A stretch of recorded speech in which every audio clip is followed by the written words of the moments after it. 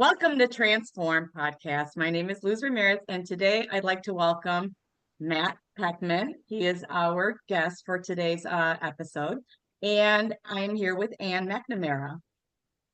And I'm Lou's Partners on Transform Housing, where we're working with cities and agencies to help transform the lives of people who are in transition and moving into better quality housing.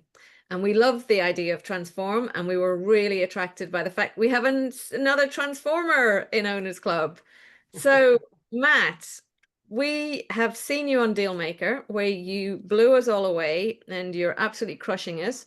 We know that you do a lot on mindset coaching, and we thought you would be a great guest on this whole issue of transform and transformation.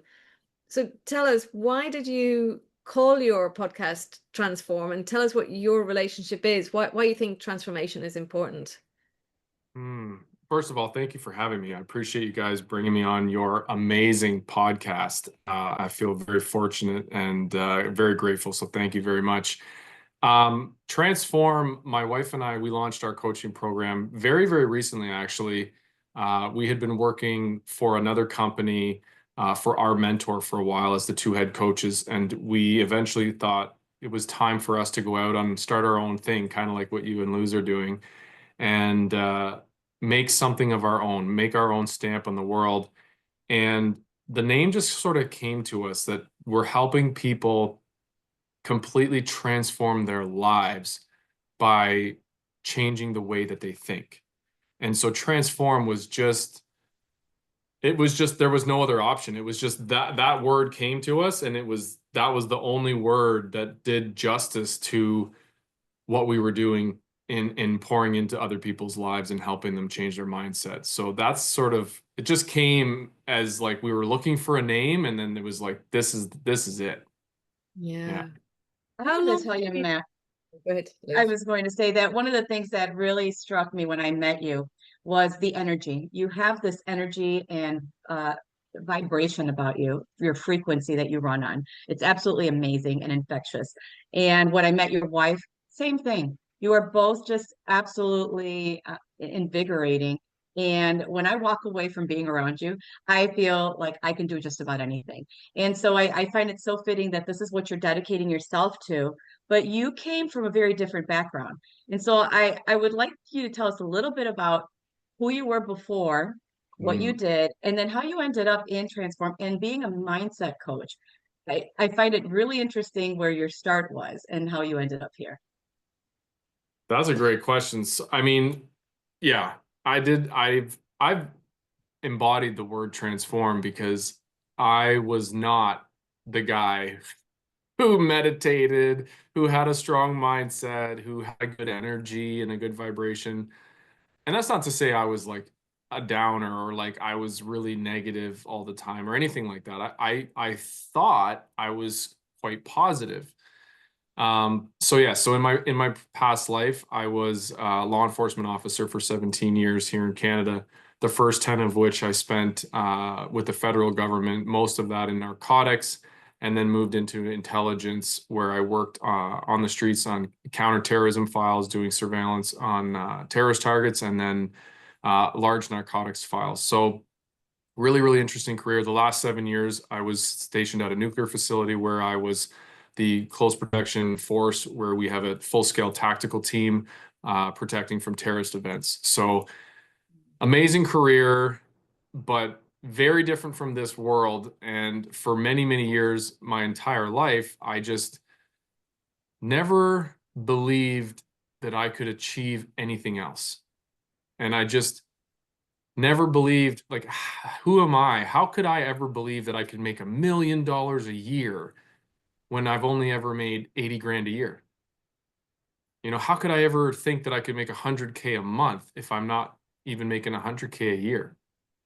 And so learning that everything in life is really a representation of what is within, and that the only limits we have are the ones we set upon ourselves. When I learned that, I learned that I can do anything. And now I close clients at 100K each. And now my wife and I, our business is doing over 6 figures per month. right? That's more than my annual salary. So, but the guy I was before would have never believed that. Like if you met me 2 years ago and said, you can do 6 figures a month, I'd be like, I'm barely making 6 figures a year. There's no way. And it was really just that limited belief that in my own potential. So, And Matt, that doesn't tell us how you got from that limited belief to closing deals at 100K a month. yeah, a lot of dedication and a lot of consistency, because the starting point for anyone on a mindset journey is the openness and willingness to learn. Because I think one of the fundamental plagues for humanity is our ego. So many of us think, well, I'm 40 years old. I already know everything. Like, Yeah. I'm smart. I'm 40. Or I'm 50. Like, I know what's up. You know what I mean? Like, I don't need some 20-year-old telling me that I should meditate, right? Like, and that's all that is ego, right? At its core, at its essence is it's this really, really deeply rooted, gross part of our human psyche, and we call it the ego, but it's closing us off from our authentic selves. It's closing us off from growth, and it's actually closing us off and blocking our abundance from us becoming the best versions of ourselves. And so how I achieved what I've achieved financially, successfully, like in business and real estate, is only a measure of my willingness and my openness to learn. That's really what it is, because I removed the ego and said, number one, I'm willing to do whatever it takes to see what my own potential is. That's number one. And number two, I'm open to learning anything and trying anything. So if I can find a mentor who has done what I want, similar to, like, why do we all follow Pace? We follow Pace because we believe that he can show us how to do what he has done so many times. So I found a mentor who had been doing what I wanted, and they showed me how to do exactly what they were doing. And now I have the ability and the privilege to do that for other people, to show them how to unlock their potential. That is amazing. I think what I really struggle with in this whole learning, I was thinking about it. I've had like, this is my third career. First career was not for profit. Second career was at a high-end consultancy, and this is my third one. And it's starting at the bottom and going, what's a promissory note? What's it? What's a deed? You know, what's a what? Oh, am I in real estate? Like it's really, it's so humbling and Mhm. and worse than humbling. It's like humiliating. It's so demanding of. It's a good ego bash. I think that's actually why I do it. I think it's to keep my ego in check, but it's Mm. also out of massive curiosity. But I tell you, the climb from zero expertise to oh, there's a great thing I heard the other day, which is you start off with conscious incompetence, and then conscious incompetence, and then conscious Competence. competence, and Mhm. then in whatever it is, competence. Unconscious competence, yes. Exactly. Unconscious competence, Unconscious yes. competence. Yeah. I'm like, Mhm. I'm just at the conscious incompetence with moments of competence. How do you how do you keep it together while you're in that? Because especially in real estate, expertise is not something you can just fake. No. Well, again, like, this was something I committed to, right? So 5 years ago when I started in real estate, I was still working 60 hours a week in my shift work job, right? But I had committed that I didn't know anything. And I was the unconscious incompetent. And Yeah. so I said, I know I don't know anything, so I need to learn. So I took a mentorship, and that was like the first pulling of the thread, was taking my first one-on-one mentorship to learn all the basics. From there, the next step was I needed to get really, really good at the numbers. And that was one thing he impressed upon me. He said, if you're going to be an investor, the one thing that nobody wants to do is the numbers, because it's the most tedious part. And I hear investors all the time, I'm just not good at math. And I'm like, you shouldn't be an investor then, because that's all this is. Yeah. And when you get really, really good at math on real estate deals, that's when things come together really, really easily, where I can look at a deal and structure it so creatively, because I know I can move this number here and this number here, and I can put seller finance note here, and I can move this and move that, and I can overraise for this and pay a pref here. And then all of a sudden, boom, magic. We have like a property that cash flows $250,000 a year. And if you don't know math, it's impossible to ever get to that destination. So I was committed. I'm going to learn the math. So what I did was I committed every single day after my kids went to bed. And I did this for 4.5 years. I would do 2 to 3 hours of underwriting for 4.5 years. So it didn't matter how tired I was. It didn't matter what, I'd stop watching TV. I just committed relentlessly with consistency. And to this day, I have thousands of hours of underwriting, to the point now where I barely need a pen and paper, and I can just look at a deal and I can analyze it in my head. In about 30 seconds, I know if it cash flows. And it used to take me two weeks. Then it was a week. Then it was 4 hours. Then it was 1 hour. Then it was a half an hour. And then I got it down to 8 minutes. And I was like, I'm a ninja. I'm at 8 minutes. I can underwrite any deal in 8 minutes. And I thought, I was so proud. Then it was 4 minutes. Then it was 2 minutes. Then it was like, I can underwrite this thing in my head. And then I was like, oh my God, I can look at a deal now in a very different way. So it came through literally doing the work. I had to put in years and years and thousands of hours underwriting deals, so that I had the ability and the capacity to execute and see when I had a good thing in front of me, so I could move on it quickly. Because that's something in this day and age, with the momentum and the speed of information, that people don't realize. If you hesitate or you don't know your numbers, while other people are still underwriting that same deal for 2 weeks, I already put it under contract, because I sent the offer within 13 seconds. I text the broker as soon as I get the email. I look at it. Yeah, it's a good deal. Send me the offer. I'll sign it right now. I completely agree. I see the resistance to engaging with underwriting, and I think that is like not wanting to write and be a consultant. You just can't pull it off. You have to get good at the core competence, and the core competence in real estate is underwriting. Yes. I'm probably at the 4 hours. Eventually you can outsource it. Like now we have so much deal flow that I've hired a team. Now I'm hiring a team in my owners club. I have an orbit program.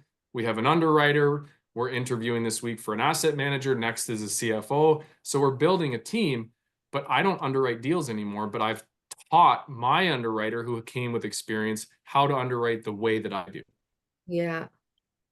No, I love that.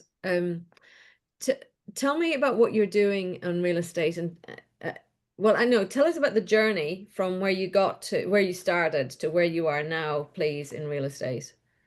Oh, geez. I It's really, especially would like to hear the tipping point happened. yeah, it's kind of crazy. This is a crazy story, Anne. Okay. So 5 years ago, I took that first mentorship and I bought a duplex. And I was so proud. Still working, right? But completely broke. So I thought, you know what? I'll just, like I said, I would underwrite at night. Underwrite, get good. But I just had never had any money. I hadn't learned capital raising. And I'm in Canada, so the Canadian market was starting to get really tight. This was just off the tail end of COVID. Rates had spiked. There was no room to buy cash flowing deals. So I sat on that duplex for 4 years and did nothing else. So for 4 years, I bought one duplex and I felt very stuck. And I thought, I know there's wealth in real estate. I know there's a way to make money. I know that there's a way for me to succeed. I just don't know how.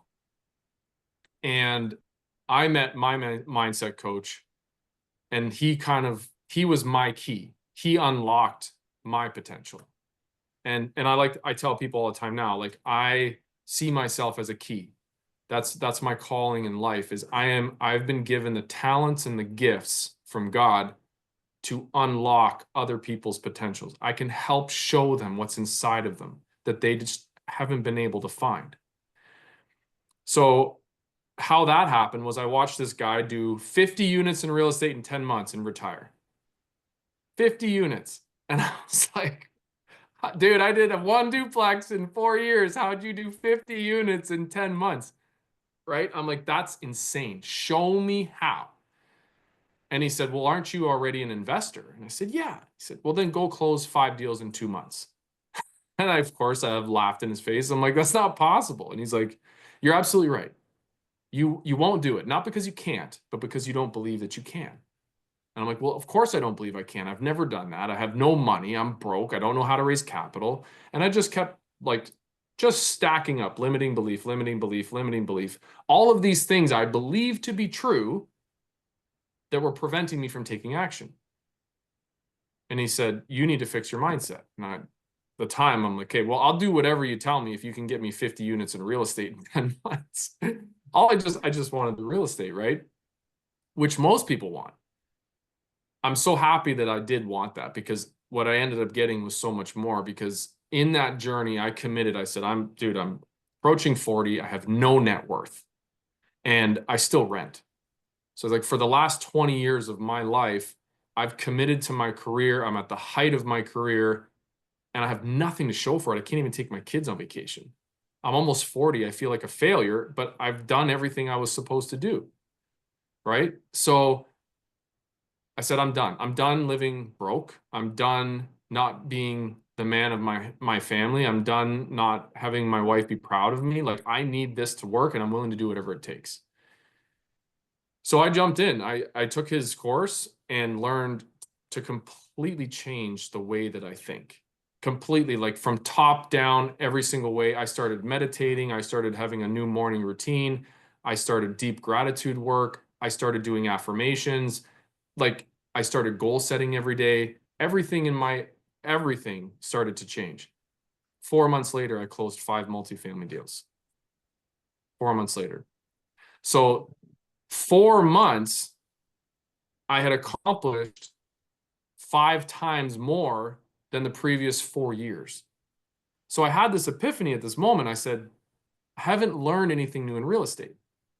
The only thing that's changed is I overcame my limiting beliefs. So if there's no more limits and I'm the one putting them on myself, okay, let's go. Let's put the gas pedal down. So I went and closed 5 more. So I did 10 deals in 12 months. That was 18 months ago. So 18 months ago, we were 65, approaching $70,000 in debt. We're just going further and further into debt 18 months ago. Today, we have a $7.5 million portfolio with another $3 million under contract in Texas and another $10 million in accepted LOIs about to be under contract. See, I think there's some, well, firstly, congratulations. Congratulations. Absolutely wonderful. Well done you. Well done you. And well done you also for that self-awareness. I love to hear that. This is where I was. And this is what I wanted. I think there's such a big story in this, what's been going on under the surface for it's the 5-year overnight success. So you know, you could sort of say, oh, that 18 months made it's all happened in 18 months, but actually there was 4 years before that. There was the getting yourself so you could buy a duplex. There was also the self-examination. There was the underwriting practice, and then there was the readiness to change. I often think it's like pregnancy. You can't just go, come on then, baby. I've decided I want it now. It takes weeks, and I think a lot of people give up halfway through, 3/4 of the way through. You're like, you're so close. You just got to keep on at it. What kept you going before? Like, what were you drawing from in order to not give up? Ooh, something very deep that most people don't access. I had a burning desire to achieve success, and I just promised myself there's no way I'm ever going to give up. I'm never stopping. Like that deep desire for me was, it stems from a lot of things. Growing up, I don't know if I felt like I was not always fitting in my family. And then once I had moved out and I got a job out, on my own, all my friends had become police officers and I went to work for the federal government. So I never was considered, like, there's just tiers in that realm where it's like, you're not real police. You're just like the other guys. And so I never ever felt like I was accomplished. I never ever felt like I was appreciated. And so I had that inside of me. Like, I'm almost 40 years old. Nobody's believed in me. No one's ever really given me like the credit I deserve. And I know I can do so much more. So I had this desire inside to just show the world, like, I have it. The only person that ever saw it was my wife. I mean, she saw it right from day one. And she's a big part of why I am who I am today, because she saw in me the potential I never saw in myself. Right. But that desire deep down is not something you can teach. No. It's not a skill that you can learn. It's not, either you have the desire or you don't. It's like when you hear people say, like, you just don't want it enough. Underneath the want, there has to be a burning desire inside. And now, desire is one thing, but what we often teach our clients is, you can have all the desire in the world, but if you don't have clarity and emotional connection to your goals, you're not going to go anywhere. Like, I can desire abundance, I can desire wealth with burning desire all day long, and it never comes. I have to have a deeply rooted emotional connection and clarity of my goal. That's what puts me into action every day, because I'm so emotionally connected to my goals and I visualize and I see them every day. And then that's what puts me into action. Okay, well, I need to get up at 4:30 in the morning so that I can do my millionaire morning, so that I can go to the gym, so I can be right and set and in the right headspace and the right energy, so that by the time my kids get up, I can take them, drop them off at school, and I'm running for the day. Like, I'm sprinting right from the jump. Other people are just getting out of bed at 8:30 in the morning, turning on CNN, right? Putting the coffee in, and they're just, the world sucks. It's just another day, and they're stressed. Where I'm like, I am flying by 9 a.m. Yeah. Yeah. So Luke, you mentioned the moment that you were stuck. Okay, so if somebody listening today is standing right there and they are in the same position where they say, I'm stuck, I'm uncertain, I'm overwhelmed, I don't know what to do. What's the one piece of advice that you would give them right now? Hmm. It's hard to say one. I have a lot. what's the nine? The nine pieces of advice. Yeah, I think number one, my favorite word is belief. I think it's really hard to achieve anything if you don't first believe in yourself. So if you don't first believe that you have the potential for more, then why would you even try? And then where does that belief come from? I believe that you need to have belief in your creator. Because if you don't have belief in your creator, how would you believe that you were made with an infinite potential? If you believe that you were just a blob that just, morphed out of some kind of ape, how do you believe that you have infinite potential and infinite ability? I don't know how you could believe that. So for me, the belief is deeply rooted in faith. It's deeply rooted in understanding that there is a higher power and that your creator seated in you, your being, and made you uniquely you with the gifts and talents that you have and an infinite ability to create anything through the power of your thoughts. Mhm. So if Yeah. you're feeling stuck, I would go back to the very basis. What do you believe?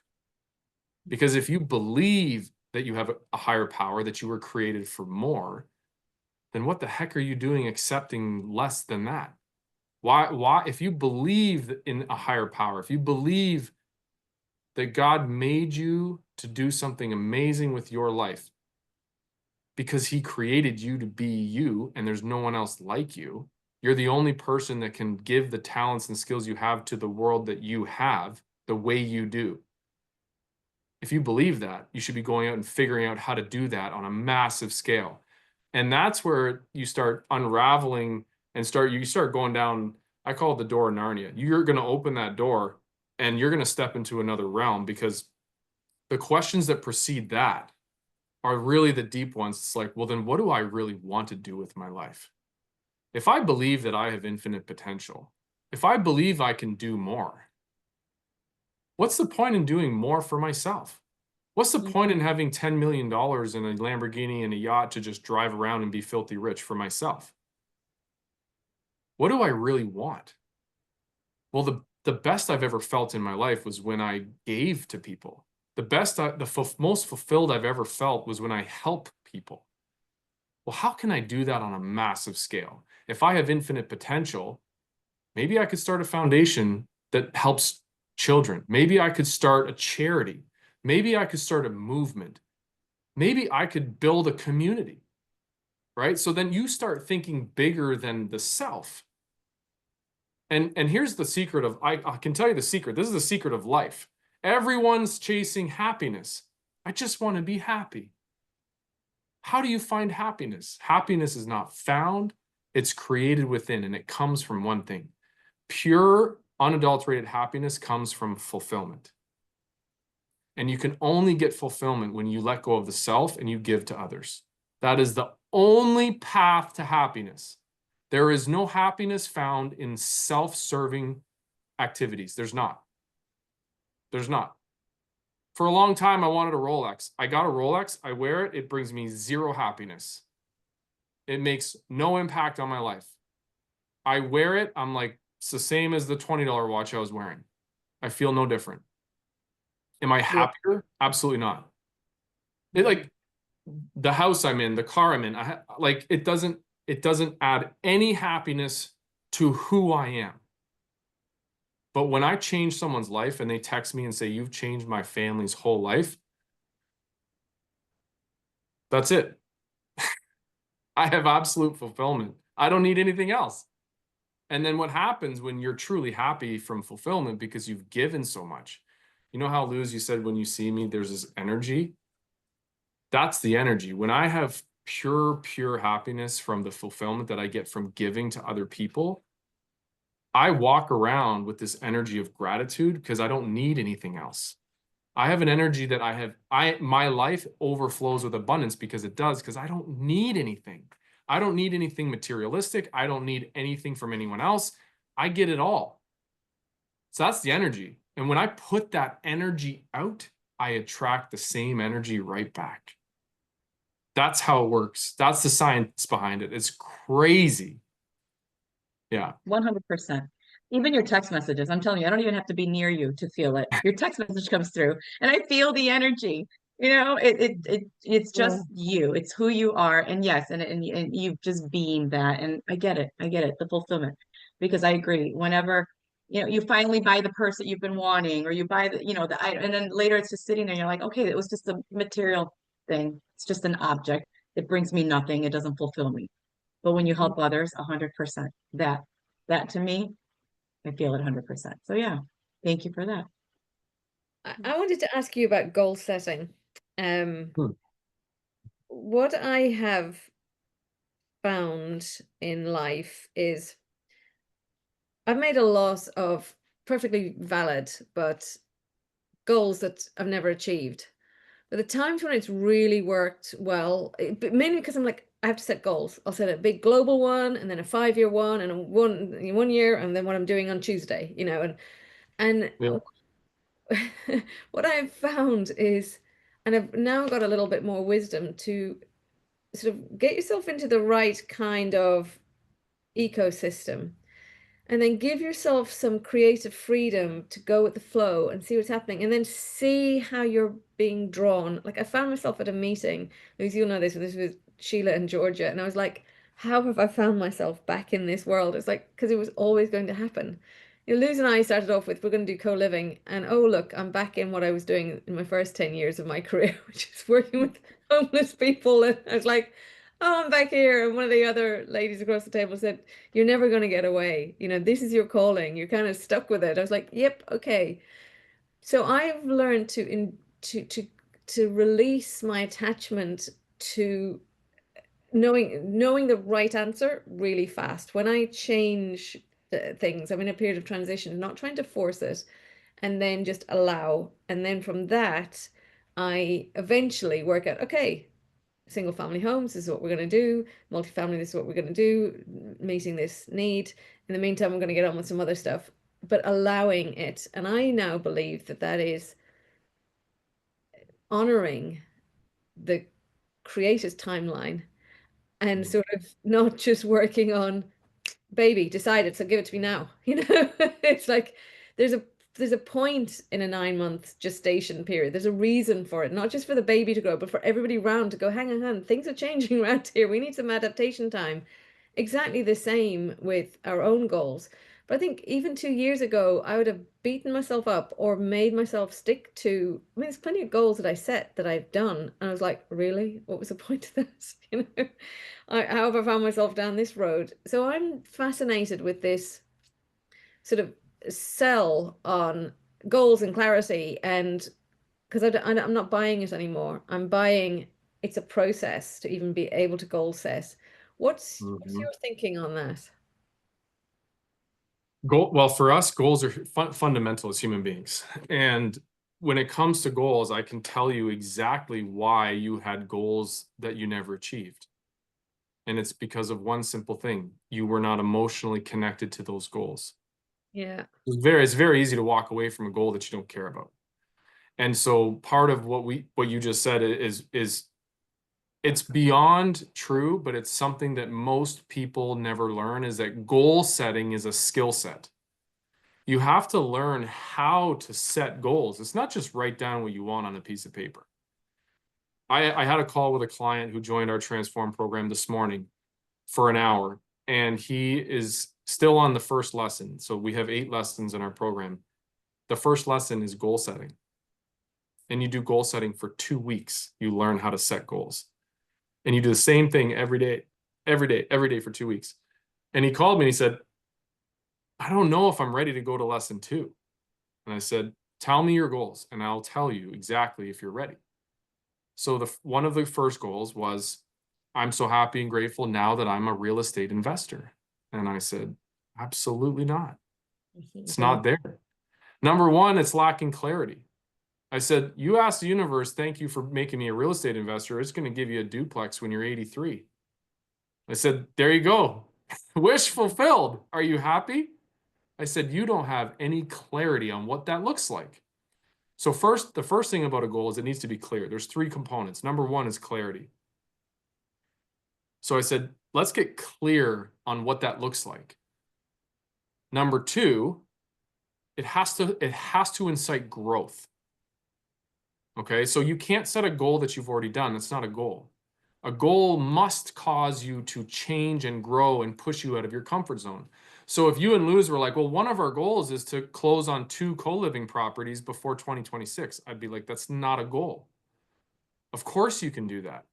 If you told me our goal is to close 20 co-living deals together, the 2 of us, by 2026 in the next 5 months, I'd say that's an amazing goal. It's going to force you. Now, how do we get there? The third component is emotional connection. But you need deep emotional connection to knowing that when you accomplish the goal, you are impacting people's lives, right? And it's achieving something that's giving you some purpose and fulfillment.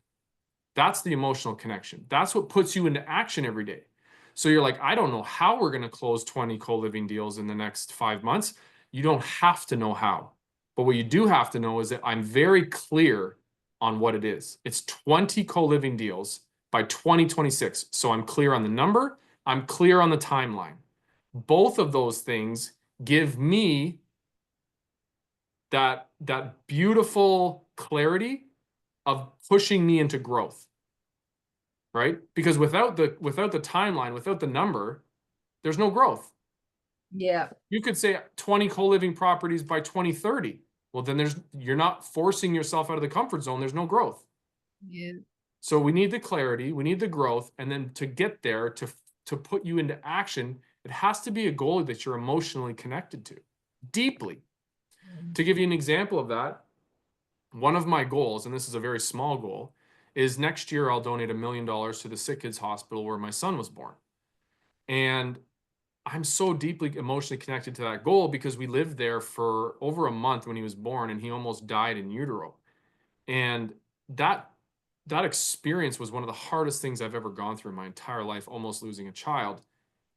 But it was meant for me so that I could have this goal. It was meant for me because God knew that I have the talents and skills because he made me so that I could use them to acquire enough abundance to give back and impact other people who are going through the hardest, darkest time in their life. That's emotional connection. That's what gets me up at 4:30 in the morning. Not motivation, not inspiration, and certainly not discipline. It's a deep-rooted emotional connection to a goal that has purpose. It's bigger than me. And I'm very clear on what it is, when it is, and it's pushing me to grow because I don't have $1 million in the bank yet. Yeah. Yeah. Goals are fundamental. Now, Yeah. here's No, the and good thing. Go Good. ahead. I was going to say goals are fundamental because the goal setting is just part of it, but there's so much depth to actually being able to set the goal properly and getting clear on it and being emotionally connected to it, but that's just like step one. Yeah. The next step is you have to visualize and feel that goal every single day. Have you ever heard, Anne or Luz, have you ever heard Conor McGregor talk about the way he used to talk 10 years ago before he was a UFC champion? No. You should look up some clips from him. When he was broke, nobody, like a street rat, like a kid from the streets, just a street fighter. Nobody knew who he was. He was broke, didn't have a penny to his name. He would get on interviews and say, I'm the UFC champion. I am the UFC champion. And when he became the UFC champion, he talks about how he could see it in his mind every single day of his life for the past 10, 15 years. He could see the belt. He could hold it in his hand. He could hear the crowd chanting his name. He could smell the ring, the sweat. He could feel the blood dripping from his eye. He felt it, tasted it, heard it, smelt it, everything. He saw it, he visualized it in such great detail every single day until it was realized. That's the power of manifestation. When you can see something in the future so clear as day that you create it with your mind, that's when you can bring it into reality. And I suppose this is what interests me about goal setting. It's actually the step beforehand, which is your divine connection with your goal. So Conor McGregor could have forced himself to feel that about badminton or tennis or something because he happened to live next to some random court or something like that. Sure. And maybe would never have aligned because he's out of his thing. I have found I spent a lot of my life doing should stuff. And I spent a lot of my life, and I don't feel like we ever talk about this enough. I spent a lot of my life, in my view, in retrospect, doing way too much for other people. It wasn't, working with the poor, working with homeless people, working with refugees, all this kind of stuff. It was there was too much give and not enough balance in it. And there's just as much danger in that side, but nobody ever tells you that. They just think, oh, that's great, and you do your best to be really driven by it, but actually it's just eating you up. I can now just about feel when I'm like, aha, I know when alignment happens, when you have your money making ability, your skill ability, and your impact on others all come together. That is so special. And I've come to the belief it's not as common as as you would think. I look at a lot of people and I judge them and go, that sounds contrived to me.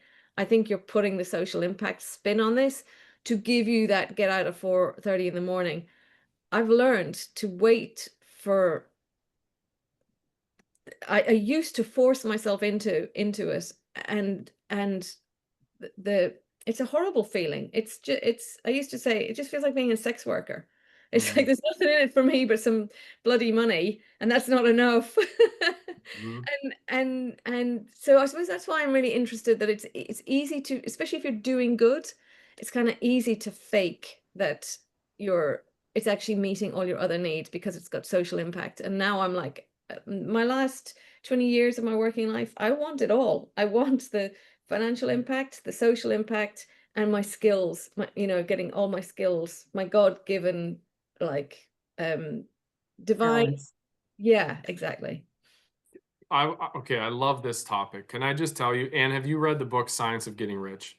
No, I haven't. You need to. Wallace D. Wattles wrote it in 1910. It's called The Science of Getting Rich. This book explains in a very great and beautiful way that it is not only our human divine right to be rich, and he defines rich by rich in all ways. It's not rich monetarily, rich spiritually, rich emotionally, rich relationally, rich in all ways of life, rich in arts, rich in knowledge, right? Rich in abundance, in health, in food, in family, in time. Like, that's being rich.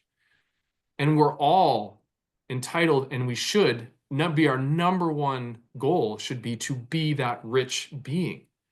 Because why? There is, and I think it's taught for a very specific reason by many different religions, is taught by many different societies and governments, but there's this negative connotation to money. And it's money. If you have money, money is bad, money is the root of all evil, you're greedy. And what happens is people think in order to be pious, I have to reject everything material and I can't have money. So if I'm going to devote my life to helping other people, I have to completely denounce all material things, which is absolutely incorrect. The premise of the book, The Science of Getting Rich, is that when you become so fulfilled and you become so incredibly rich that your life overflows with so much abundance that you can then fill so many more people's cups. So think about this. All the people that you just helped and helped and helped and helped one-on-one, I'm sure you touched many lives. But how many more lives could you touch if you were a billionaire? How many more foundations could you start? How many more mouths could you feed? Millions more. So isn't it your obligation then to become wealthy for them? That's the premise of the book. Because I can tell you, like, this was something that hit me really hard because my 17-year career in law enforcement, I believed this fallacy that I was somehow helping my community. This was my calling. I was here to serve. I was here to protect others. I was here to help others in a time of need. And I did all of that. But how selfish of me, because I was broke. I wasn't there for my family. I wasn't there emotionally for my spouse. I was barely there with time. I was broke in time. I never saw my kids. I worked a ton of overtime. So I was stealing from my children. I was stealing from their youth. I was stealing from my marriage. I was broke in so many ways. And I'm not improving the lives of my own family. I never donated any money. I never donated my time. Now that I've understood the opposite is true, my whole goal is to become as wealthy as possible so that I can impact and use that wealth to help as many people as possible. Back to my one goal of donating $1 million to this hospital. Had I stayed in my role in law enforcement, I was making $100K a year. How am I going to ever, and I was broke. How am I going to donate $1 million to anybody? There's no way. So who am I helping? Am I really having an impact on helping other people on a scale that actually has impact? But if I become wealthy, I'm going to give them $1 million next year. And in the next 5 years, I'm going to give them $10 million. So when I can donate a $10 million check to a hospital that allows them to purchase equipment for the research that may solve something that may cure a child's life, that may save a child for a family, and then for dozens and possibly hundreds of families after, have I made an impact?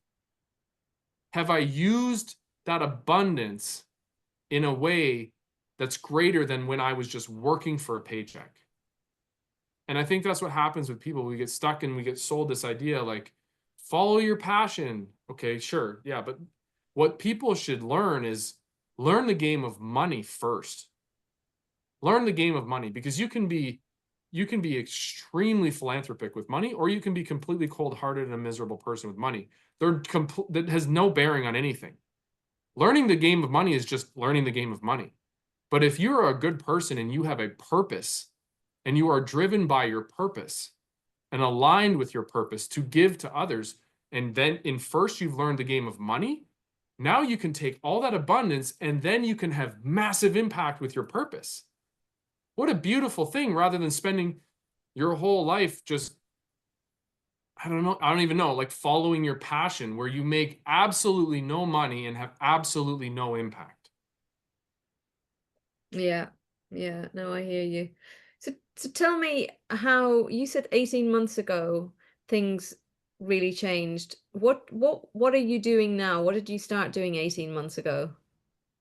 There's a lot of things. I hired a mindset coach, and I learned so many things. Like, I learned daily meditation. I learned affirmations. I learned to work on my self-image. I learned the difference between the conscious and the subconscious mind. I stopped being a consumer of any information other than personal development. So I don't listen to the radio. I don't watch the news. I don't watch TV. I don't watch Netflix. If I go on a 5-hour plane ride, I'm listening to Bob Proctor, Joe Dispenza, Neville Goddard. I'm listening to audiobooks from the greats to make myself better. That's what I'm doing. So like, I learned all these principles, all these skills, all these habits that now I do every single day, because I've learned that the two biggest things that we have control over that most people never learn are, number one, are our thoughts. Our thoughts are the number one most powerful thing in the universe, because everything that you create in your life comes from the power of your thoughts. Everything. Everything in your three-dimensional reality is a result of your past thinking. The glasses you're wearing, the color of the shirt, that blouse, that luge that you chose to buy from the store, it started with an idea. It started with a thought. It had to have. Oh, I really like that blouse. That's really nice. I pick it up. Maybe I try it on. It looks good. Okay, the price is good. Okay, I buy it. It started with a thought. Same with your house, same with your car, same with your job, same with your spouse. There was a time when you saw them for the very first time and the first idea was, oh, they're kind of attractive. That was a thought. That was one singular thought that led down a path to a result. Every single thing in our lives is a direct result of our thoughts, yet we're never taught how to think. That's the crazy thing. Many people, I'd say 99% of the people in the world, live as a victim of their reality. And they don't control the way that they think. So when something bad happens, they go, oh my God, why is this happening to me? Life is so hard. Oh my God, I just can't make it. Why doesn't good things happen to me? And so on and so forth. They haven't learned, because they're not taught. It's not their own faults. They're not taught how to think. And we actually have the choice to choose the thoughts that we entertain in our mind. And if you entertain the right thoughts for long enough, they become impressed in our subconscious mind, and those become our beliefs. So it's very interesting, because the topic of thoughts and beliefs, that's directly related. I'll meet someone, and I'm sure both of you know this because we come from a creative real estate community. You'll meet someone outside of our community and you say, I buy properties using no banks and none of my own money, and I own millions of dollars of real estate. And they go, that's Liar. not possible. Liar. You're a liar. Uh-huh. Uh-huh. And what is that? What is that at its core? It's that they have entertained the idea in their mind for so many years that you have to put 20% down. You have to use a bank to buy a property. That's the only way. And it's been impressed in their subconscious mind, and that's what they believe. And when I tell people I buy multi-million-dollar properties and I pay myself to buy them, they go, that sounds like a scam. I say, yeah, it probably does sound that way. Yeah. Yeah, I know it's really depressing when you start to look at us that how society is established and how you make your life very easy but really anesthetized if you do what society says. So you go to your three school type experiences and then you go to college and then you start a job and then you get married or buy a home and then you start and like, you know, and if you do that, it's got its little challenges, but actually it's a very well trodden path. And all the consumer agencies, they just suck, they're like, oh goody, you know, when you move house and you get all these letters from every kind of scammy as well, you know, pretending to be your mortgage company, your insurance company. It's like, oh yes, we've got this important life stage that we can just suck on. But we don't get that in creative because nobody knows what we're doing, you know? It's so liberating and but yet so scary because it's an untried. You have to have a good community. You have to have really good mentors, really good coaches, and I think you have to have a lot of discipline and a lot of because it's not well worn. There's not the high street bank that you go to, or you don't like that when you go to the next one. You have to have your wits about you in this world, which is why most people don't want to do it because it's much easier to just do the 20% down and the, you know, get my consumer credit agency support if all this goes wrong. We're out in the Wild West where, you know, you you have to be really grown up and you have to take responsibility for yourself in a way that you don't have to in the normal world. And I think that's why a lot of people don't want to do it. I don't blame them because it's a big step up in maturity. That a lot of I've come to realize you can get away without doing that in life. You can W2 and 401k and tick tick tick, you're done. But not in not with the little gang of people that we have, which are you know, a different tribe, wonderful tribe. It's Yeah. interesting the conversations I've had with people where as I was shifting and moving into real estate investing and starting to leave my W-2, just having these conversations with people very curious and wanting to learn more. But that's it. They just wanted to hear what I was doing. And as I told them, you can do this too. Here's how you do it. You know, the answer was, I want easy. This is easy. It's predictable. I know what to expect. I know what's coming. I know what to do. I'd rather stick with this. So that's what they want. They just want easy. They don't want to work hard. They don't want to learn something different. They're just not interested. And so, yeah, it's the Wild West, like you said, and we're moving forward with it. And the rest can just stay and keep following, the path that was laid out for them. Yeah, Which exactly. is necessary also, I'll say, because in the beginning of my personal development journey, I was very, very angry at the system. I'm like, why aren't they teaching this in schools? And we need to make a new school. And like this is terrible. We have infinite ability as humans and we can do anything. And why are people stuck at working at Starbucks? Like people can be billionaires. And then after about a year of personal development, I realized we can't all be billionaires. Who's going to work in the factory to make tires for your car? Who's going to work at the factory to make you a car? Who's going to put the shingles on your roof? Who's going to Yeah, come to your house and fix your toilet at 2 a.m. if we don't have plumbers? And so I realized there is a massive need for a workforce. There is a massive need for people to have purpose in those menial jobs, and it's okay to do both. It's actually okay to be okay with whatever life you have, to just have enough. And I'm thankful for those people now where I used to be like, I need to save them all. Like they need to be wakened up and like we have to show them the way. Now I'm like, I'm so grateful because they're the ones enabling the rest of this beautiful system to operate in this ecosystem, right? Because if I want to go to a 5-star resort, that's only a 5-star resort because people work there. It's only a 5-star resort because a housekeeper cleans the bed. It's only a 5-star resort because a chef cooks me the food. Otherwise, it's just an empty building. Exactly. And again, a new awakening for me is recognizing that the people doing those jobs are whole.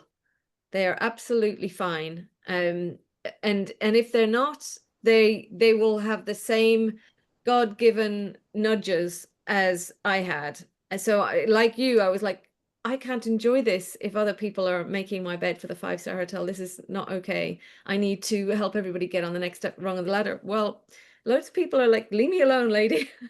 I Yeah. pick up the kids, I do this. This is just makes me money. I actually enjoy it because but I'm good. This is how I want to live my life. And a lot of societies run off that. That's what's keeping the cogs going.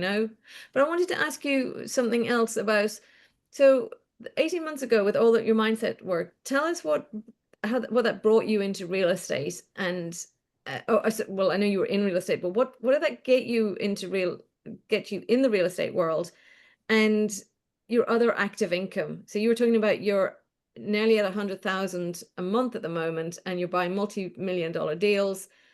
Tell us about what sectors you got into, how you did partnerships, how you promote yourself. I think that would be amazingly helpful. Yeah. Yeah. So we have two businesses. It's very simple. My wife and I have a coaching business right here called the Mind Method Coaching. That's our coaching company, and we're doing 6 figures a month just organically and through our ads. We're attracting people who resonate with our energy, who want our guidance and our support. And we have a lot of people from Sub 2 and Owners Club who have come to us and who have changed their lives. And it's so great because I don't have to hard sell or press or like push anything. It's because I live what we preach. Like this is the material that changed my entire life. This is the material that was enabled me to find my calling in life, which was to pour into the lives of others. Because the more I gave, the more people would tell me, you've really impacted and changed my life. And I'm like, oh my God, like this is the best feeling in the world. I want to hear that every day. Let me go do this for a living, right? I never wanted to be a coach. I never set out to be a coach. I tried to just set out and buy a whole bunch of real estate. And in that process of learning the mindset, I learned that's the gift. When you can learn what your true purpose in life is, that's what you need to follow, but it's separate from the money game. It's completely separate. So whether we were making 6 figures a month in the coaching, we could be making no figures. I would still be doing it. I would still be doing it because it gives me absolute happiness, fulfillment, and joy. But the real estate is the money vehicle. And so what it allowed me to do, the mindset aspect, what it allowed me to do in the real estate specifically, was it allowed me to set clear goals. It allowed me to overcome limiting beliefs. It allowed me to see my own potential inside of myself and move past fear. So I completely redefined my own capabilities by completely changing the way that I think. That's the number one thing that allowed me to scale in real estate, to go from a little duplex to 7.5 million in 18 months. That one thing. So it's the mindset. And I learned this from my mentor, was no matter what industry you're in, success is 95% mindset. And the problem with most investors is they're over here like, I have to do co-living, so I'm just going to sit here and I'm just going to tinker until it's so hard I can't figure it out. And they're just sitting and they're trying to have 100% success working on the 5%. They have fear, they have doubt, they have no belief in themselves. They don't have clear goals. They don't understand frequency and vibration. They don't understand their own energy. They're not giving to other people. They're completely lost, and they're trying to force the next deal. I don't look at deals. I don't find deals. I don't search for deals. I get 20 deals a day in my inbox. That's the power of energy. That's the power of the law of attraction. Mhm. And if you haven't learned the laws of the universe, that I suggest highly that you do. And so when you learn that the 95% that you were missing is really where you should put 100% of your energy, and if you can do that, then the game will change. Your life will transform in front of you. Mm. That's the reality of it.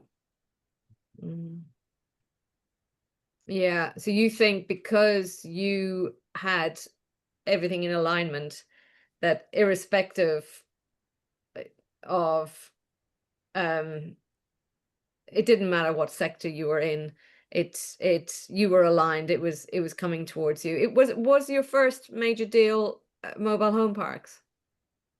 No, like I started in the small, like first it was a duplex and then another duplex, triplex, sixplex, eightplex, nineplex. So I did small multis for about a year until I did the deal where I was on Dealmaker, the 32 unit mobile home park when Pace and Rhea partnered with me.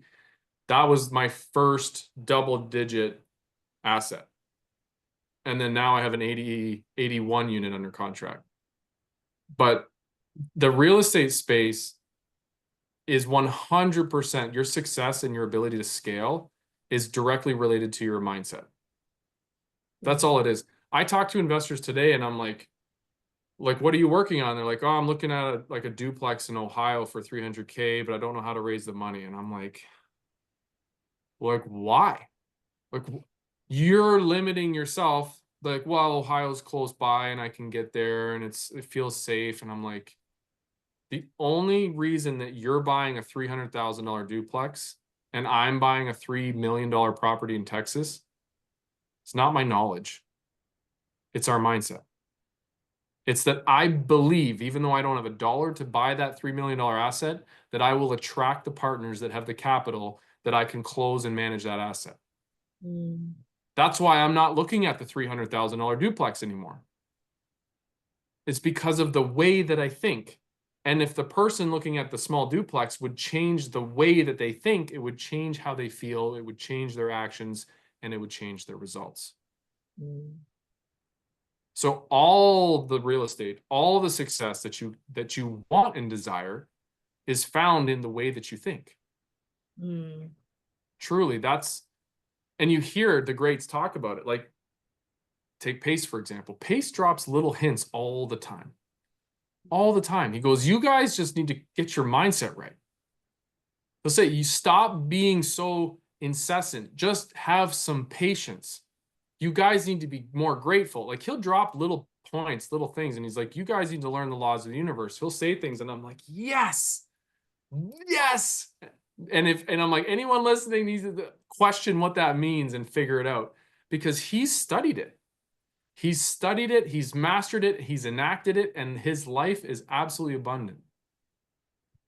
Right? And that's what it is. When I look at the greats, I go, what do they have? They have in common the fact that they all understand certain key principles. So I want to do that.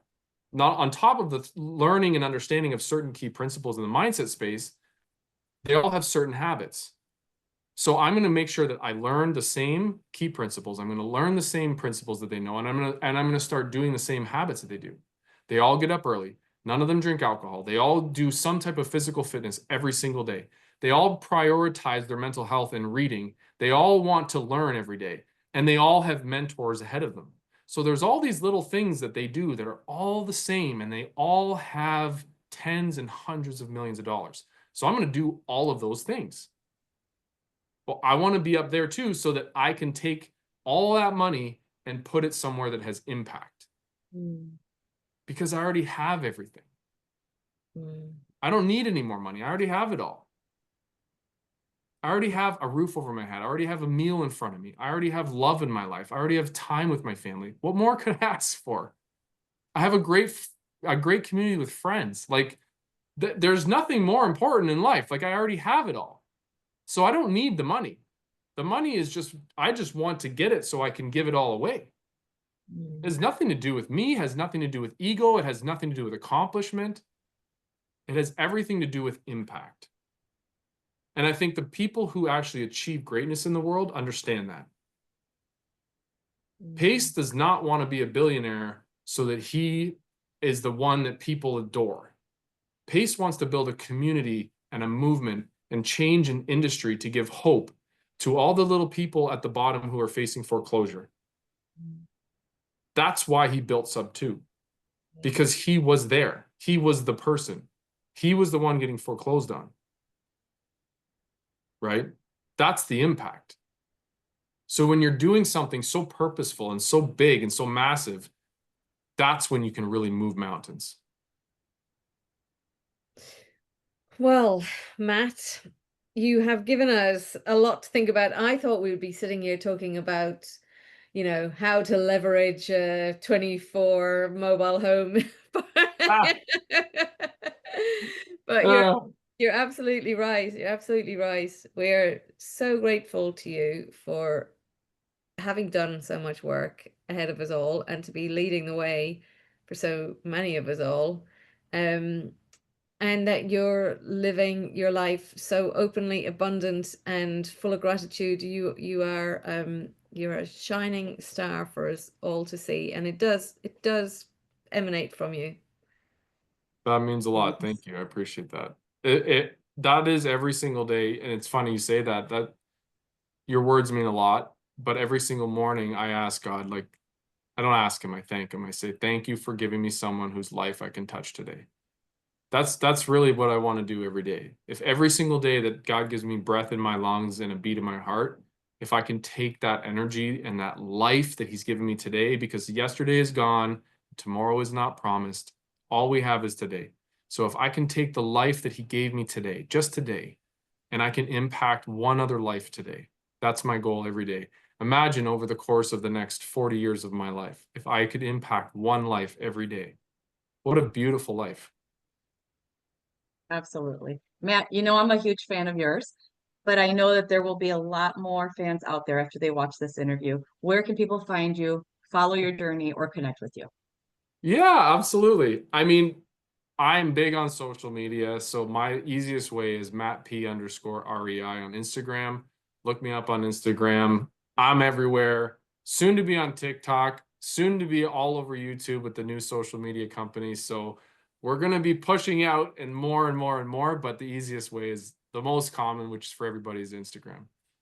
And do you have a project or event that you want to promote right now? I have a lot. I have a lot. We have a lot of speaking engagements coming up, but we're going to be running an event in October, and it's going to be in Arizona. So stay tuned for dates.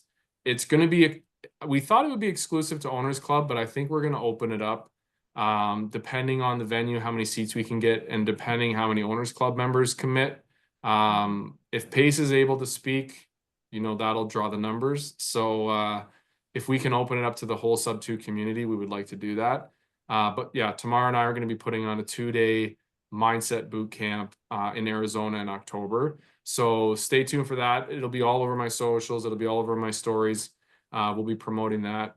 And we are raising in our fractional community for the $3 million RV park in Texas. So anybody who wants to own a deal with me and make great returns, you can jump on that as well. Well, Brilliant. thank you so much for sharing your time and your story with us, Matt. It's been wonderful. Thank Thank you. you. Thank I you. appreciate you both so much. Thank you so much. Appreciate Okay. you.